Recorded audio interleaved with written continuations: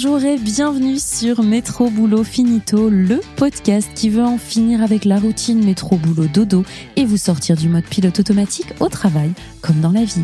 Dans ce podcast, on parlera efficacité, bien-être, management, santé mentale, mais aussi vision du travail de demain. Je m'appelle Marline et je vous aide à booster votre quotidien sans vous épuiser. J'espère que vous êtes en forme parce que c'est parti pour un nouvel épisode.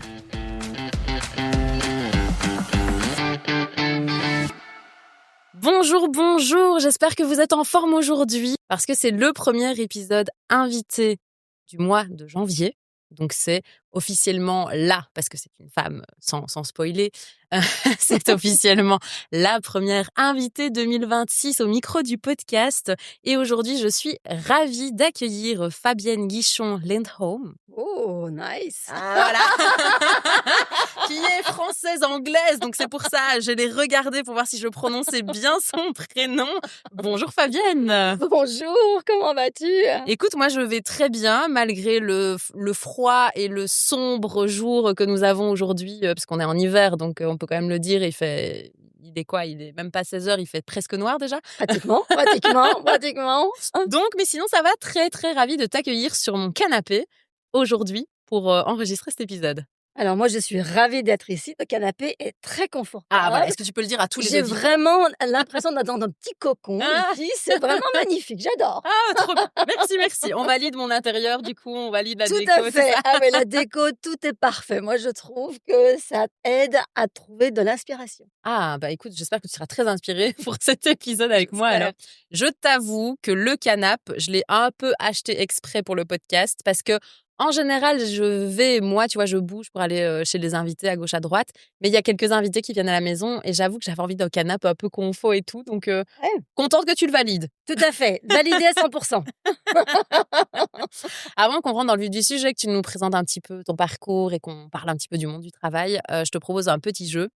Donc, Oui. je te dis red flag ou pas red flag D'accord. et tu me dis si c'est red flag ou pas red flag. D'accord. Ça te va? Ouais. Je te dis pourquoi, hein. Ouais, tu me dis pourquoi. Ouais, tu peux expliquer. Donc, si on définit une manière de travailler Ouais. et qu'on l'applique partout dans le monde de la même manière, red flag ou pas red flag? Un red flag, ça c'est certain. On ne peut pas définir une façon de travailler qu'on applique partout dans le monde. C'est absolument impossible.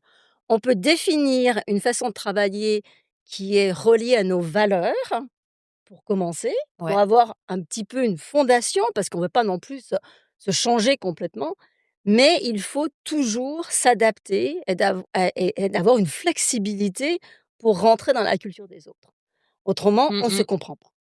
Et c'est impossible d'accomplir quoi que ce soit. C'est absolument impossible. Donc il faut vraiment, si j'avais un pourcentage, dans certains pays, eh ben, on est obligé d'adapter au moins 40% de sa façon de travailler. Ok. Dans d'autres pays, ça va être juste 5%, d'autres pays, ça va être peut-être 10%. Mais en général, je dis, le minimum qu'on va faire un changement, c'est au moins 20% Ok. pour s'adapter. Donc, on s'adapte. On s'adapte. Il n'y a pas de if and but, comme on dit en anglais. Il n'y a pas de solution miracle pour toutes les entreprises. Non. Mince. Non, du tout. Je te propose d'enchaîner avec un autre red flag par red flag. Oui. Dire que le leadership, c'est juste une question d'expérience. Red flag ou pas red flag? Red flag encore pour moi, parce que je pense que ça fait partie, bien sûr, d'être un bon leader, mais le leadership, moi je parle, la base, c'est le mindset. En fait, c'est l'état d'esprit. Et qu'on peut avoir très peu d'expérience, mais si on a le bon état d'esprit, pour pouvoir apprendre, pour pouvoir comprendre, pour pouvoir utiliser un petit peu sa curiosité, eh ben, on peut devenir de très très bons leaders. Ok. C'est seulement la moitié d'un red flag. Semi-red flag. Ah, tu changes les règles, là. Mais j'ai dit qu'en 2026, on était sur le podcast de la nuance. Donc, on accepte que ce soit un semi-red flag. D'accord. Troisième question, présenter son entreprise quand tu es le dirigeant de l'entreprise. Tu présentes ton entreprise comme une grande famille. Red flag ou pas red flag? Alors là, J'ai que des red flags, en fait. Ah non, mais non. Le travail, c'est le travail. La famille, c'est la famille. Et en fait, il y a toujours cette misconception, on dit en anglais, qu'on on n'arrive pas. les entrepreneurs ou les entreprises veulent définir leur entreprise en tant que famille parce qu'ils veulent faire une comparaison. Mais en fait, c'est pas possible parce que l'état d'esprit du travail, c'est différent que l'état d'esprit de la famille. Donc la présenter, c'est en fait de donner, comme je dirais en anglais, de false hope. Donc c'est de donner aux gens des possibilités de se dire: «Ah, je peux être moi-même à 100%». Et en fait, non, on peut pas être soi-même à 100% au travail. On a besoin, bien sûr, d'adapter, c'est comme tout. Et l'humain est fait pour s'adapter. On a une agilité qui est absolument exceptionnelle. Mais il faut vraiment savoir dans quel cadre on est. Donc quand on donne un cadre de famille au niveau du travail, eh ben, je trouve qu'on va avoir plus de problèmes qu'autre chose. J'aime beaucoup cette notion quand tu dis on peut pas être à 100% soi-même au travail. On y reviendra plus tard Ouais, dans l'épisode parce que ça m'intéresse. bien, Mais on enchaîne bien. avec le dernier petit red flag par red flag. Être à l'écoute des besoins des collaborateurs. Red flag ou pas red flag? Je dirais pas red flag. Ah, tu vois, je t'ai mis un pas red flag. Tu m'as dit j'ai que des red flags. Non, tu vois, je t'ai mis un pas red flag. Pas red flag, parce qu'en fait, c'est ça, l'évolution du travail, c'est d'être à l'écoute de l'autre. Mmh. C'est pas de prendre, et c'est pas d'être, sympathique en fait, à l'autre, c'est avoir de l'empathie, donc c'est être à l'écoute de l'autre. Et l'écoute de l'autre, c'est vraiment ce qui va changer l'environnement du travail. Et je pense qu'on commence à être beaucoup plus, apte ou ouvert à ce genre de choses dans le monde du travail qu'on était auparavant. Ouais. Donc, là oui, Là, on est sur un pas red flag et on pas aime red beaucoup. flag. Bon, maintenant qu'on a beaucoup rigolé avec Ouais. ces red flags, pas red flag, est-ce que tu peux un petit peu dire à nos auditeurs qui tu es, Fabienne? Oui, bien sûr. Alors, quand je me décris, bon, Fabienne, je suis une femme qui est, je dirais, très audacieuse. Et je J'adore. reprends toujours, ce côté-là parce qu'en fait, être audacieux, c'est une partie de soi, en général, qui permet d'aller de l'avant. Dans le monde du travail, je suis souvent comparée à quelqu'un qui a beaucoup de drive, si on peut dire, Mmh. mais j'ai aussi beaucoup d'empathie et je suis beaucoup à l'écoute des autres, malgré que ça m'a pris beaucoup de temps pour y arriver. Parce qu'être à l'écoute des autres, c'est compliqué. Ouais. Et donc voilà, donc en tant qu'humain, je suis, je peux dire, un petit peu audacieuse. Maintenant, dans mon monde à moi, qu'est-ce que je fais? Bah, je suis Mmh. entrepreneuse, hein, je ne sais plus si on peut dire l'un ou l'autre. Ah, moi, j'ai un gros débat avec, certaines amies qui disent entrepreneure aussi. Du Oui, coup, je sais pas. Je sais oui, pas si c'est entrepreneure, entrepreneuse, moi, j'accepte les 2. OK. Tu peux dire ce que tu veux, on est en safe place. OK, parfait, parfait. Donc je dis entrepreneur, OK? Je suis entrepreneur, et je dédie ma vie, en fait, et mon travail à aider aux autres à se redécouvrir, pour pouvoir, en fait, trouver un nouveau mode d'emploi Mmh. pour avoir, en fait, une vie d'harmonie. En fait, c'est ça. Parce qu'on est tous nés avec un mode d'emploi. Et ce mode d'emploi, on l'a un petit peu changé, il a évolué dépendamment de nos cultures, de nos voyages, de notre Mmh, environnement, mmh, mmh, mmh. nos familles, nos amis, nos écoles, un peu tout ça, ça rentre en fait dans un mode d'emploi qu'on crée. Mais ce mode d'emploi, il faut le changer et il faut l'adapter dépendamment de ce qui se passe dans la vie et où on Mmh. va. Et en fait, en tant qu'entrepreneur, mon but, c'est vraiment d'aider l'autre à se redécouvrir pour pouvoir créer un nouveau mode d'emploi ou un nouveau mode opératoire Mmh. pour pouvoir se sentir en harmonie dans le monde dans lequel ils vivent. Mmh. Voilà. J'adore cette présentation parce que j'étais en train de me dire quand tu parlais, j'aime beaucoup la manière dont tu t'es présentée parce qu'en général, c'est bah, bonjour, je m'appelle telle, je suis X dans telle boîte, etc. Toi, tu as commencé par je suis en tant qu'humain et en tant que personne audacieuse avant de me dire ce que tu faisais dans la vie. Et j'adore ça. Et je voudrais le souligner pour nos auditeurs. Et je voudrais les inviter à faire ça plus souvent parce que vraiment, se présenter avec qui je suis moi plutôt que ce que je fais dans la vie, c'est, je trouve, déjà très indicateur de ta vision aussi des choses et du monde. Et Mmh. j'adore. Bah, je te remercie parce que en fait, j'ai pas toujours fait ça Mmh et mh. j'ai commencé à le faire justement quand j'ai écrit mon livre, Unapologetically Bold et je me suis aperçue que mon identité avant ça, mon identité, c'était une identité de directrice, Mmh mh. une identité d'exécutive, une identité de leader et qu'en fait tout était axé sur mon travail et que je me suis dit: «Mais en fait, mais non, Fabienne, c'est pas ça. Mmh. Fabienne, c'est quelqu'un d'autre. Fabienne, c'est une femme, c'est un humain Mmh. qui a, voilà, un bagage, qui a des expériences» et donc ça m'a pris très longtemps de déposer mon bagage professionnel Mmh mh, mmh mh. et de, créer ce bagage qui est vraiment à moi, qui suis-je? Et Ouais. mon idée de personne, en fait, d'humain. Mmh. Mais ça, j'adore et d'ailleurs ton bagage, professionnel, quel bagage! Parce que toi, on en a parlé en off avant, donc tu es française Oui. et franchement, je commence à bien les aimer, les Français au micro du podcast parce que là, tu n'es pas la première Française que j'ai au micro du podcast, tu n'es pas la dernière non plus. Non plus? Petit spoiler pour nos auditeurs, la semaine prochaine, vous aurez aussi un Français au micro du podcast et là, d'ailleurs, ce sera le premier où je suis partie en France pour enregistrer. Ah super! Donc là, j'ai fait même le trajet pour aller, Ouais! pour aller jusque-là.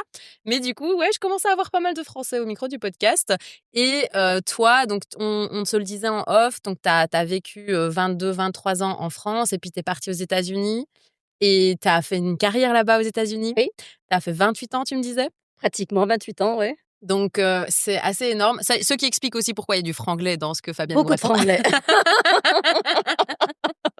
Et moi, j'avais envie de savoir, qu'est-ce que ça a changé en toi, le fait de partir 28 ans aux États-Unis? Parce que c'est une culture qui est différente en termes de travail, j'imagine. Est-ce que tu peux déjà un peu nous expliquer quel type de culture, enfin les différences que tu vois entre ici et les États-Unis Oui. et comment ça t'a changé toi? Alors bon, bien sûr, la culture est complètement différente. La culture du travail est complètement Ouais. différente, aux États-Unis et le travail, l'identité du travail est beaucoup plus importante qu'autre chose, en fait, et c'est pour ça quand je disais tout à l'heure, j'avais toujours de je me présentais mon identité, c'était mon identité de directrice, Mmh. J'avais complètement oublié mon autre identité. C'est parce qu'aux États-Unis, la première question qu'on te pose, on te dit: «What do you do?» Mmh. Donc qu'est-ce que tu fais dans la vie? Ouais, on C'est te la demande pas qui première. es-tu, Non, en fait? on te demande pas du tout, on te dit: «Bonjour, qu'est-ce que tu fais dans la vie?» OK. Donc c'est la première chose. Donc automatiquement, on se crée une identité qui est Mmh. complètement, reliée à ce qu'on fait dans notre travail et bien sûr, bon, les Américains sont aussi, assez ouverts, donc il y a beaucoup de questions et beaucoup de possibilités d'expliquer ce que l'on fait, mais les Américains sont aussi très axés sur l'éducation. L'éducation, secondaire, Ouais, universitaire. ouais, ouais. Parce que tout le monde va à l'université. Donc si tu n'as pas un diplôme universitaire, Ah ouais. tu n'es pas regardé de la même façon. Mmh. Et il y a tellement de gens et de jeunes qui se retrouvent aux États-Unis et qui vont en université, qui n'ont rien à faire en université, qui devraient faire autre chose, mais ça fait partie de la culture. Donc le travail, l'identité du travail, la connaissance et d'avoir une université, un diplôme universitaire et l'argent, ce sont 3 choses qui sont les plus Ouais, importantes. ouais. Ça crée la fondation de tout, en fait, de la vie aux États-Unis. Tout est basé là-dessus et les gens sont très ouverts par contre. Il n'y a pas ce côté, tabou derrière l'argent. Au contraire, Mmh mh, mmh. tout le monde parle de son argent, tout le monde, parle de ses assets, si on peut dire. Tout le monde ouvre leur vie, leur maison et n'ont pas du tout ce côté tabou autour de l'argent. Donc c'est un effet complètement différent déjà, Ouais. parce que c'est vrai qu'en Europe, l'argent, c'est tabou Oui, à fond. et l'argent, on n'en parle pas. L'argent, on ne fait pas voir qu'on en a. Ouais. Bon et donc c'est déjà c'est une relation entre le travail et l'argent qui est complètement Ouais. différente, Donc pour moi, qu'est-ce qui m'a changé? Bon, moi quand je suis arrivée aux États-Unis, déjà j'étais pas directrice, Déjà, j'avais pas de diplôme universitaire et je suis arrivée avec mes 2 petites valises et je suis arrivée aux États-Unis comme jeune fille au pair OK. et j'ai adoré la vie américaine parce qu'il y avait des opportunités partout. Mmh mh, mmh C'était mh. dans les années 90. Je me suis retenue, j'ai pas dit 90. Franchement, j'adore. Ça, c'est une vraie Française qui est devenue belge. Donc, quand je suis partie dans les années 90, c'est vrai que je suis arrivée là-bas, j'avais mon petit bagage, mais j'avais juste un petit bagage professionnel. J'étais, esthéticienne massothérapeute OK. et donc je suis partie comme jeune fille au vert en me disant: «Je vais apprendre l'anglais, je vais rentrer». Ben, j'ai appris l'anglais Et et tu j'ai pas rentrée. découvert voilà, je suis pas rentrée parce que j'ai découvert les opportunités et les American Dream, oui, ça existe, hein. Peut-être moins maintenant, Mmh. mais ça existe vraiment et ça existait vraiment, dans les années 90 et en plus les années 90 aux États-Unis étaient des années, vraiment très épanouies et Mmh. c'est là qu'en fait, il y a eu beaucoup de business qui se sont créés, il y a eu beaucoup Ouais. d'opportunités, il y a eu, la bourse en général a apporté énormément de richesses à beaucoup de gens et donc c'était vraiment the golden age, si on peut dire, Mmh. d'être aux États-Unis. Alors pour moi, ça m'a changé complètement parce que non seulement j'ai dû apprendre une langue que je connaissais pas, Ouais. j'ai dû changer ma façon de voir et de aussi me dire: «Mais pourquoi pas? Pourquoi pas être audacieuse? Pourquoi pas me lancer? Mmh Pourquoi mh, pas mmh. aller de l'avant?» et j'ai changé ma relation, en fait, de mon esprit, de ce que je pensais qui j'étais et je l'ai modelé d'une façon très américaine Mmh mh, ensuite, mmh. pour apprendre à travailler aux États-Unis. Donc il y a un gros changement qui se passe, ça c'est certain. C'est un changement que j'ai adoré et vraiment qui m'a beaucoup apporté, malgré que oui, j'ai un petit peu perdu pendant ces années-là mon identité, Mmh, mmh. humaine, Fabienne, la jeune femme, Ouais, qui veut être assertie, qui veut trouver quelque chose et ben, je me suis fondue en fait ouais, dans, la philosophie américaine. ouais. Oui, parce que j'allais dire, tu vois, le truc un peu du rêve américain, moi, je me pose toujours la question de je suis très ambitieuse Oui, ouais. et il y a rien enfin, c'est pas un gros mot pour moi d'être Non, non, ambitieux, du tout. mais par contre, tu as parfois ce truc de du coup, comme tu as des ambitions et des objectifs qui sont hyper élevés, tu vois pas tout ce que tu as accompli Ah, tout à fait. entre-temps, tu Ouais, vois? ouais. Et donc là, tu as ce truc, est-ce que tu as un peu ce truc de cette ambition qui est toujours trop grande et ce rêve américain qui est vraiment un peu à l'excès par rapport à ce que nous, on peut avoir ici en Europe, où on s'arrête? Ben, on s'arrête pas, c'est ça le problème. Ouais, tu vois? Le problème, c'est qu'on s'arrête pas et que les gens qui n'arrivent pas à aller de l'avant et ben, ils se retrouvent toujours dans une situation où ils ont l'impression de ne pas avoir de valeur. Ouais. Et donc, c'est ça le problème de l'American Dream, si on peut dire, c'est on s'arrête jamais Ouais. et il y a toujours plus à avoir, à acquérir, à changer, à Mmh mh. apprendre et il y a des choses qui sont bien de toujours aller de l'avant pour pouvoir, par exemple, apprendre. Je trouve qu'on veut toujours apprendre et on devrait toujours apprendre. Mais acquérir, toujours regarder au niveau, du côté monétaire de ce qu'on a besoin, ça devient compliqué. Ça devient compliqué et à un moment donné, on perd nos valeurs humaines et tout devient centré sur l'acquisition de quelque chose Ouais. et en général, c'est quelque chose de physique et quand moi je suis revenue en Europe, il y a à peu près 7 ans, je dois dire que ça m'avait j'ai retrouvé pas re je me suis pas retrouvée, mais en fait, j'ai trouvé ce bol d'air que j'avais Ouais. besoin parce que j'en en pouvais plus. Mmh. Je m'épuisais chaque jour à être plus. Ouais. Moi, je dis souvent un truc, et je sais pas si tu seras d'accord avec moi. J'ai un peu cette impression qu'à force de courir après un idéal de bonheur un peu matérialiste et productiviste, on s'est perdu en chemin. Mais ça, je me dis, je le ressens aussi ici, tu Oui, vois? Et donc en fait, dans quelle mesure est-ce que cet American Dream, il est pas venu ici aussi en Europe, tu vois? Je pense que mais je pense qu'il est là d'une certaine façon, mais vraiment beaucoup, beaucoup moins ouais, c'est ça. que ce qu'on voit aux États-Unis, quoi. On a la possibilité ici de se mettre dans une petite bulle et de se dire: «Non, je ne veux pas être ça» et c'est vrai que la société, quelquefois, particulièrement maintenant qu'on a tellement de choses sur les réseaux sociaux, Mmh mh. nous emmène ailleurs, hein, parce qu'elle nous fait voir un rêve qui n'est en fait n'est pas un rêve à la fin, hein, c'est plus un rêve. Mais, je crois il y a quand même des moments où on peut se mettre à l'abri ici. Mmh. Plutôt qu'aux États-Unis, il y a vraiment peu d'endroits pour se mettre à l'abri et quand si on décide de se mettre à l'abri et ben, on est en fait un peu détournés de la société. On est un petit peu, mis de côté de la Mmh. société parce qu'on a décidé de faire quelque chose de différent. Ouais. Et alors qu'ici, non, il y a encore, la possibilité d'être soi, Mmh. malgré que oui, il y a même en 7 ans, moi j'ai vu un changement énorme, Mmh. en Bah, Europe, hein. on va en parler de ce mois de septembre que tout le monde a trouvé infernal. Ça, c'est compliqué aussi. Ouais, ouais, ouais. Mais, tu parles justement d'être soi et j'avais envie qu'on revienne sur, ce côté être soi au travail. Tu parlais dans Ouais. l'introduction de cet épisode, bah, en fait, on peut pas vraiment être soi, quand on est au travail. C'est quoi ta position par rapport à ça? Et comment est-ce que, on fait alors pour être au maximum soi dans l'entreprise sans être tout à fait soi? Enfin, tu vois, où est-ce qu'on met ce curseur-là? Ouais, c'est hyper compliqué, en Mmh. fait, mais c'est possible et en fait, moi je dis tout le temps, il faut toujours revenir à nos valeurs et donc nos valeurs, c'est de regarder quelles sont nos valeurs à soi, hein. Par exemple, bah, je sais pas, le respect de soi, le respect des autres, l'authenticité, l'humour, en fait, de repartir là-dedans et de se dire: quelles sont ces valeurs que je puisse utiliser dans mon entreprise?» Mmh. L'entreprise doit avoir un cadre. Ouais.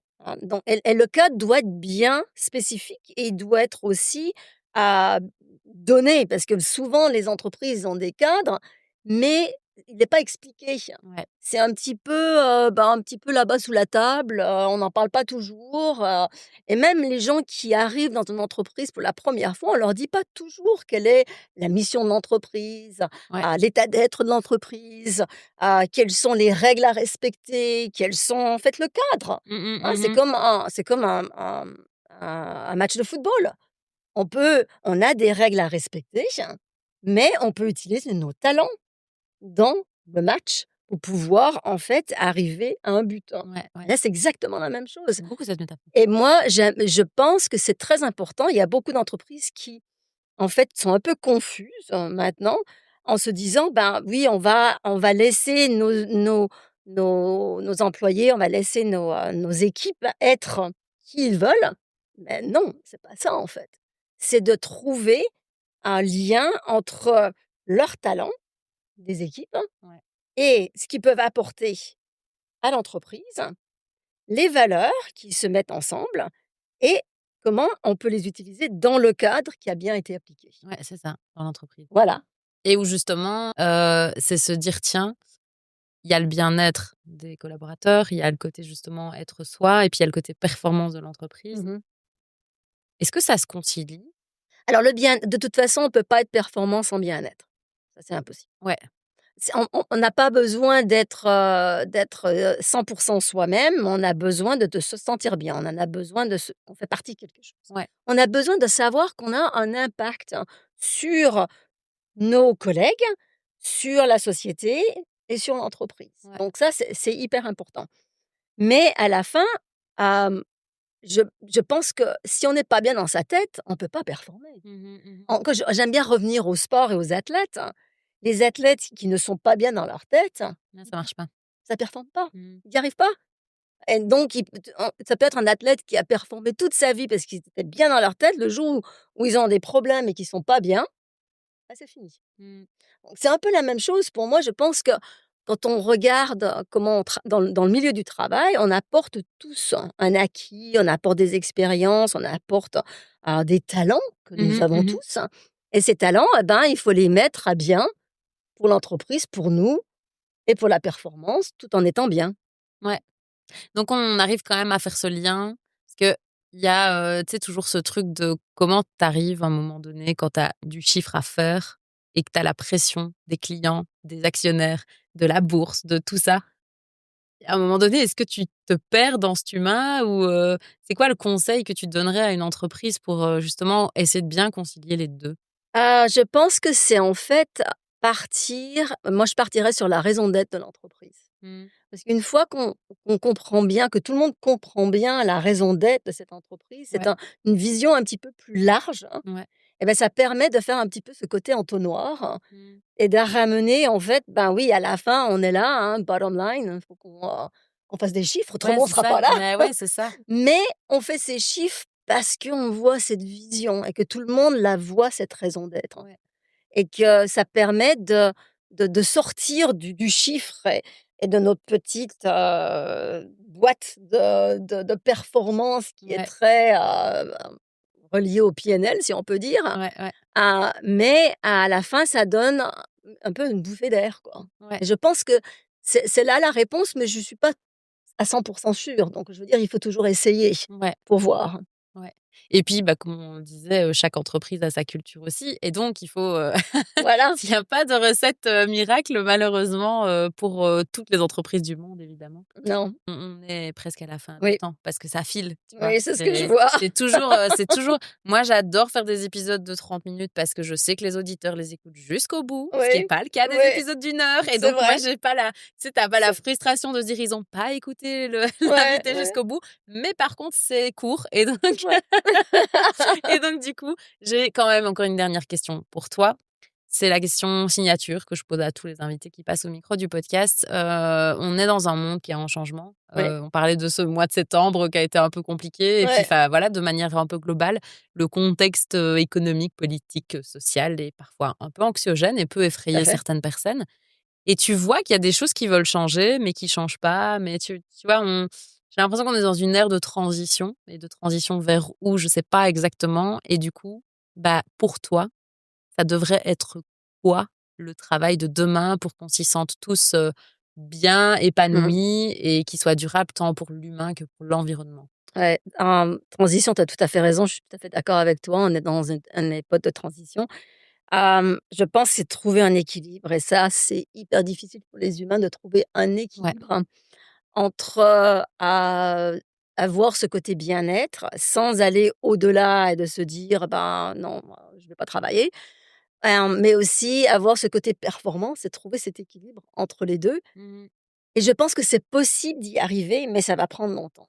Ouais. Et je vois que la transformation ou la transition, ensuite la transformation, va se faire pendant quelques années et il y a des gens qui vont rester un petit peu derrière, qui vont être oubliés Mmh. parce ils ne veulent pas changer Ouais. et les entreprises qui ne veulent pas changer, eh ben, ils vont se retrouver vraiment, en fin de queue, si on peut dire. Et ils vont, se retrouver avec des gros problèmes financiers à la fin. Ouais. Donc je pense que c'est une question de temps et de patience. Ouais. Mais ce qui est important, c'est d'être audacieux et on revient à cette audace Mmh. et qu'on n'a rien sans rien. Si on n'essaie pas, c'est mon my motto, si on peut dire, «If I don't try, I will never know». J'ai vécu toute ma vie comme ça. Mmh. C'est que si on n'essaie pas, on ne saura pas. Ouais. Donc il vaut mieux essayer, puis peut-être on trompe un petit peu, on voit qu'on va pas bien dans la bonne direction, on fait 2-3 pas en arrière, on ajuste, on change notre stratégie, on repart. Ouais. Mais ça va être beaucoup de trial and error, je Ouais. pense. Ouais. Et que il n'y a pas d'autre moyen que ça, en fait. Parce qu'on ne sait pas ce que ça va être, Ouais. le travail de demain. Ouais. Il faut essayer. Ah, j'aime bien. J'adore cette phrase et je propose qu'on clôture Tout cet à fait. épisode sur cette phrase. J'adore. Fabienne, juste un petit, est-ce qu'il y a un petit point de contact où les gens peuvent te retrouver? Parce que moi, je mets tous les liens à chaque fois en description de l'épisode. Donc, voilà, c'est le moment où tu Oui. peux dire où te trouver, ton actu. C'est le moment actu. Ouais, donc, bien sûr, comme tout le monde, LinkedIn, Fabienne Guichon-Lindholm sur LinkedIn. Autrement, Instagram aussi, on peut me retrouver, c'est fabienne.g.l. Et puis, j'ai mon site web qui s'appelle fabiennegl.com. J'adore parce que tu m'as vraiment fait, tu m'as éplé tout, c'est trop bien. Mais si vous n'avez pas pris note, les auditeurs, ne vous inquiétez pas, vous aurez tout dans la description de cet épisode. Fabienne, un grand merci d'être revenue au micro du podcast, de t'être prêtée au jeu. C'était un exercice très, très agréable pour moi. J'espère que tu as apprécié le canapé. Tout à fait. Merci beaucoup, Marilyn. C'était absolument exceptionnel. J'ai adoré et je me suis bien amusée. Ah, trop bien. Moi aussi. On a bien rigolé, je pense que ça s'est entendu. Tout à fait. Bon, nos chers auditeurs, j'espère que cet épisode, vous l'avez apprécié. N'hésitez pas à liker, à commenter, à partager, à nous dire ce que vous en avez pensé. Et puis nous, on se retrouve la semaine prochaine pour un nouvel épisode. Et quel épisode, je ne spoil pas, mais on va aussi beaucoup rire parce que il paraît que j'ai un humoriste au micro du podcast la semaine prochaine. Donc, à la semaine prochaine et prenez bien soin de vous.